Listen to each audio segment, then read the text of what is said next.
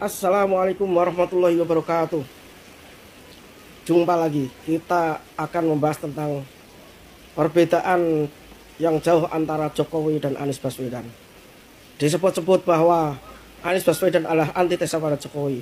Itu adalah benar adanya. Pertama, Anies Baswedan adalah seorang intelektual, bahkan seorang intelektual yang diakui dunia. Sementara Jokowi tidak pernah melahirkan karya intelektual. Jokowi hanyalah seorang mantan pengusaha mebel. Dia tidak pernah menulis karya ilmiah dan seterusnya.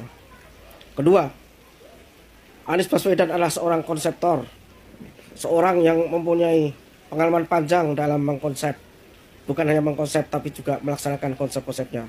Sedangkan Jokowi, kita lihat dia adalah orang yang responsif, cenderung pendapatnya adalah respon yang cepat terhadap segala sesuatu, sehingga tak heran dia kadang-kadang kaget, kadang-kadang heran dan seterusnya. Yang ketiga, Anies Baswedan mempunyai pengalaman panjang dalam kepemimpinan sejak mahasiswa. Sejak mahasiswa Anies Baswedan telah menjadi ketua senat, kemudian menjadi koordinator mahasiswa dan seterusnya. Dia pernah jadi menteri, pernah jadi gubernur, sehingga mempunyai pengalaman panjang dalam manajemen, sehingga tidak diragukan apabila dia nanti menjadi presiden. Sedangkan Jokowi hanyalah pengusaha mebel sebelum dia menjadi wali kota di Solo. Jokowi tidak pernah terlihat pengalamannya dalam kepemimpinan ketika dia mahasiswa. Yang keempat, Anies Baswedan mendapat dukungan kuat dari umat Islam, sedangkan Jokowi kebanyakan dukungannya dari umat non-Islam. Kita tahu bahwa tidak ada calon presiden seperti Anies Baswedan sekarang yang kunjungannya kemana-mana selalu mendapat sambutan ribuan dari umat Islam. Terutama apabila dia berkunjung ke masjid, masjid itu penuh sesak. Begitu juga apabila dia di lapangan atau di pasar dan seterusnya. Sementara Jokowi kebanyakan masanya adalah didatangkan atau hanya masa dari PDIP saja. Yang terakhir, Anies Baswedan punya konsep toleransi, punya konsep membangun kebersamaan. Sedangkan Jokowi konsepnya anti radikalisme. Jokowi cenderung memojokkan umat Islam. Bahkan dia Sebenarnya Anda itu waras atau koplak. Bandingkan Jokowi dengan Anies. Ya, bukan apple to apple. Presiden dibandingkan dengan mantan gubernur. Jauh. Jokowi sudah membuktikan semuanya. Siapa Anies? Kalau membandingkan itu sama yang akan jadi capres mungkin Ganjar atau Prabowo atau semacamnya. Levelnya beda jauh Jokowi sama Anies. Anies hanya pinter konsep Assalamualaikum. berkata-kata doang. Jumpa lagi. Kita akan membahas tentang mengapa partai Islam harus memakai politik identitas. Kita tahu bahwa di tanah air ada partai Islam, ada partai sekuler. Partai sekuler mereka kebanyakan hanya berpikir untuk jabatan dan uang. Rakyat hanyalah difikirkan setelah uang dan jabatan mereka cukup dan mumpuni, bahkan berlebih. Partai Islam tidak boleh meniru partai sekuler. Partai Islam harus menggunakan identitas Islam untuk mencapai segala misinya di partai itu. Partai Islam harus hidup sederhana dan memikirkan rakyat sebelum memikirkan dirinya. Partai Islam tidak boleh korupsi, tidak boleh bermewah-mewah, dan tidak boleh dia menyeleweng atau melakukan dosa besar pada Allah. Kita tidak melihat hal itu ada di ketentuan partai sekuler. Partai sekuler kita tahu kadangkala anggotanya melakukan dosa besar dan tidak diapa-apakan oleh partai itu. Partai Islam tidak demikian. Partai Islam diikat oleh nilai-nilai Islam yang luhur, yang mulia. Nilai Islam itu menjadi akidah, menjadi keyakinan dalam dirinya untuk mengisi kemerdekaan ini, untuk membangun bangsa ini. Partai Islam bukanlah partai yang memikirkan dirinya sendiri. Partai Islam justru memikirkan masyarakat lain. Kita bisa berkaca pada tokoh besar Islam yang merupakan guru daripada Soekarno, daripada Semaun, daripada Kartosuryo, daripada Musuh dan lain-lain, yaitu Cokro Aminoto. Cokro Aminoto berpegang teguh pada Islam, bahkan dia menulis sosialisme dalam Islam. Maknanya bahwa Islam adalah berjiwa sosial, bukan egois sebagaimana banyak kalangan partai sekarang ini yang di partai cita-citanya hanyalah untuk kemewahan dunia dan kedudukan belaka, sehingga yang terjadi rakyat Indonesia makin miskin, tetapi orang-orang partai itu memperkaya dirinya sendiri. Ini tidak boleh. Partai Islam harus Jangan mengatasnamakan Islam, identitas Islam. Kalian malah merusak Islam. Banyak yang mengaku partai Islam, tapi korupsi juga, seperti ada di PKS dulu. Jangan seolah-olah bilang Islam, kalian malah merusak Islam.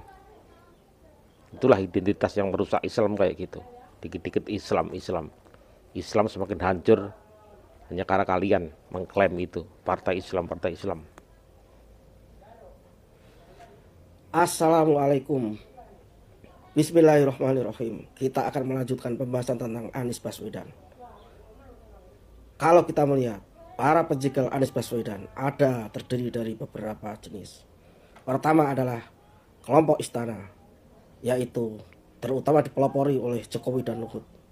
Dua orang ini terus-menerus ingin menjegal Anies Baswedan. Bahkan mereka melobi Surya Paloh agar membatalkan pencalonan Anies Baswedan. Tapi alhamdulillah Surya Paloh mempunyai ketetapan, mempunyai jiwa yang kuat sehingga terus mendukung Anies Baswedan.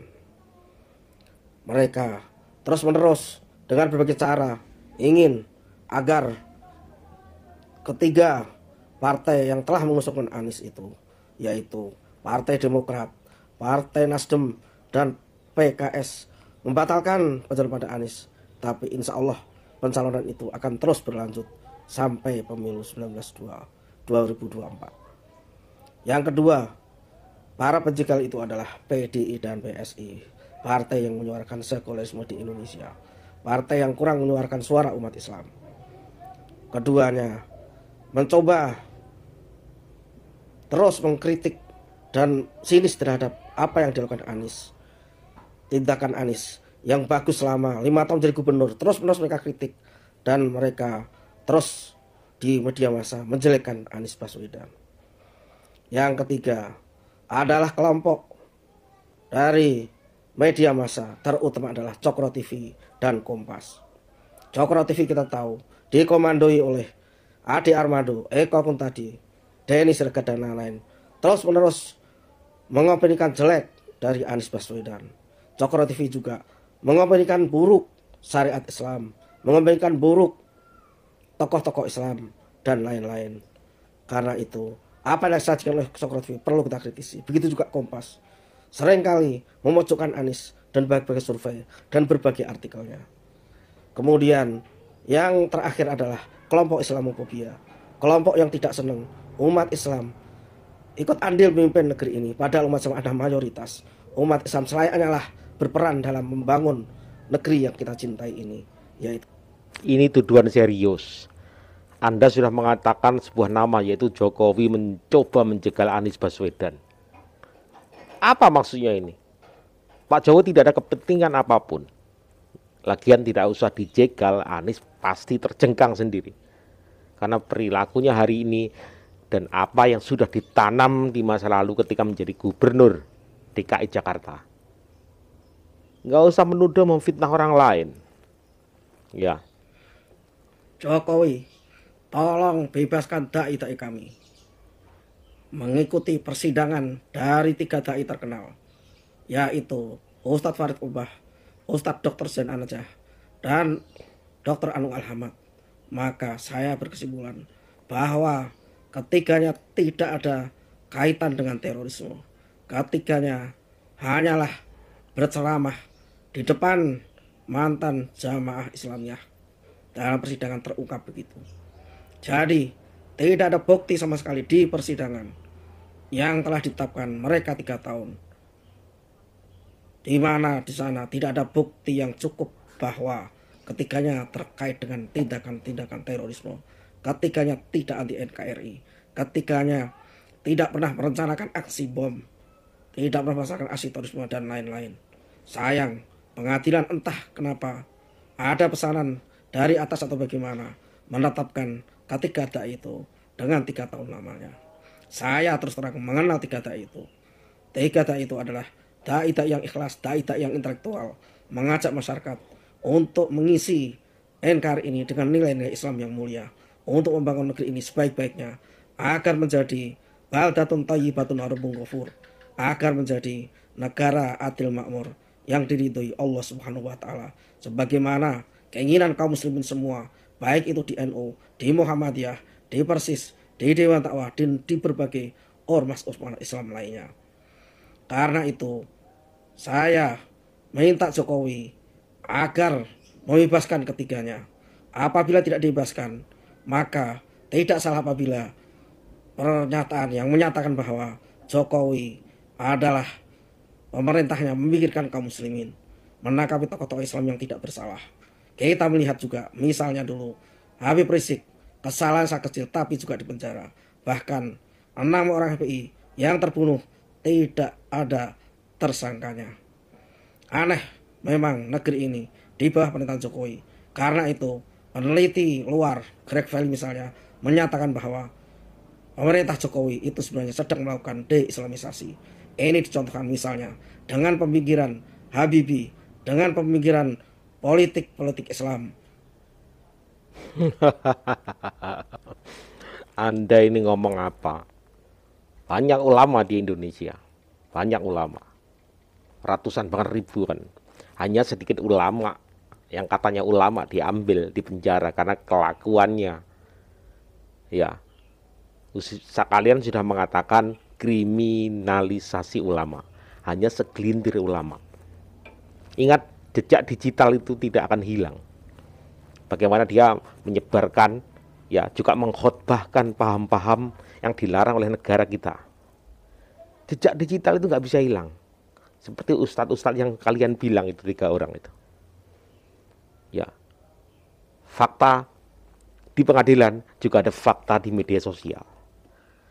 Ya, kalian bisa berkelit, tetapi kita semua sudah cerdas, masyarakat sudah cerdas menilai mana ustadz yang A, mana ustadz yang B. Ya, pegangan kita dari awal adalah NU dan Muhammadiyah. Itu sudah jelas, yang selalu memperjuangkan NKRI, keutuhan, ya, kesatuan dan persatuan negara kesatuan Republik Indonesia. Ya, apalagi yang kalian inginkan lagi? Apa yang kalian inginkan? Indonesia sudah melaksanakan syariat Islam secara baik dan benar. Sholat diatur, ibadah haji diatur, puasa diatur awal puasa, lebaran juga diatur, hilal, hisab, semuanya diatur. Kurang apa lagi? Mau negara yang seperti apa lagi? Ya, Anda tahu negara kita itu bermacam-macam agama, suku, adat, budaya. Ya, semuanya berjalan beriringan dalam satu naungan, dalam satu bingkai negara kesatuan Republik Indonesia.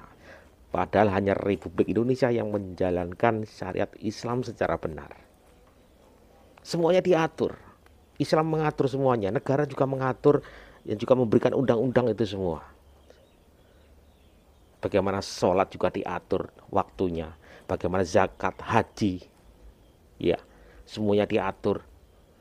Ya, awal puasa, awal lebaran semua diatur. Mau gimana lagi, negara mana yang mengatur hal seperti ini selain kita, Republik Indonesia? Nggak tahu lagi bagaimana kita menjelaskan semuanya tentang itu.